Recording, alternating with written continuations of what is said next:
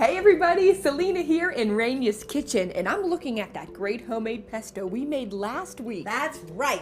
Basil is in abundance. Make a lot of pesto. Woo. Because today we're going to make a brie and peach tart, but we're going to use the pesto as the base. Oh wow. Now here I have puff pastry. And you're just pricking it with the I fork. am, and I bought the puff pastry, and it was rolled out to about an 1/8 of an inch thickness. Put it on a parchment lined baking pan, but I want you to make sure that you really prick it. And just a thin layer, and what's important is that you leave about a 1/2 of an inch border without the pesto. So let me go ahead and show you how this works. And remember, you can freeze your pesto. All right, I think that's enough, sweetie. Leave your border. All right, now you can take this aside. All right, so earlier I took 8 ounces of brie and I sliced them very thinly, okay? Now I have 2 ripe peaches because again, this is peach season. And all I want to do here is slice the peaches into thin slices. And you really only need 2 peaches. All right, the peaches are ready. Now what? All right, bring that back. All right, over here. And now you want to start by tucking all of the brie around the pastry. And then in between, everywhere there's a space, we're going to put in peaches, and then we're going to tuck in torn pieces of prosciutto. Oh. 3 ounces of prosciutto is what you need for this recipe. Can I start with the peaches? Yeah, that'd be great. That's good. Oh, That's perfect. they look so great. Now remember, you're leaving that nice little border.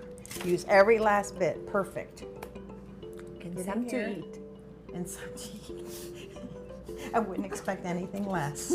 Okay, here comes the prosciutto. I want you to tear it and again fit it in there. All right, Selena. Now I want you to drizzle this with a little bit of olive oil. Don't overwhelm it. So now we're going to do the same thing with the pepper, up high. However, this is important to this recipe. I want you to go all ends. around the edges with a heavy concentration of pepper. Oh. Okay? This looks like a masterpiece. It and is. It's not even finished. It's magnificent. So you'll pop this in your 450-degree oven. For how long again? This is going to take 25 minutes. Look at that. All right? I'm ready to eat. When it comes out, it looks like this. But do you remember when we made that balsamic glaze? Oh, yes. Okay. Just a little bit of that. And remember, on the balsamic glaze, you can make a big batch because this too lasts forever.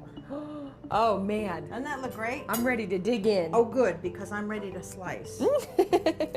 I do these in squares. And I'm going to give you a big square. Oh, my You've gosh. been a good girl. You can actually pick this up without a fork, I will. think. Like a pizza. Oh, and it's so crusty. It is. And won't that go great with the pasta that we made last week?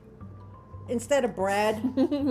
This Right? is amazing. It is. This is a wonderful in-season Wow. peach and brie tart with the homemade pesto. You need to get this recipe and make it. Oh, I will do that. I'm All going right. home to make it right now, Rania. Okay. After I eat. I love it when Selena dives in, and it looks so impressive. Imagine serving that up at a dinner party or something. That's just great.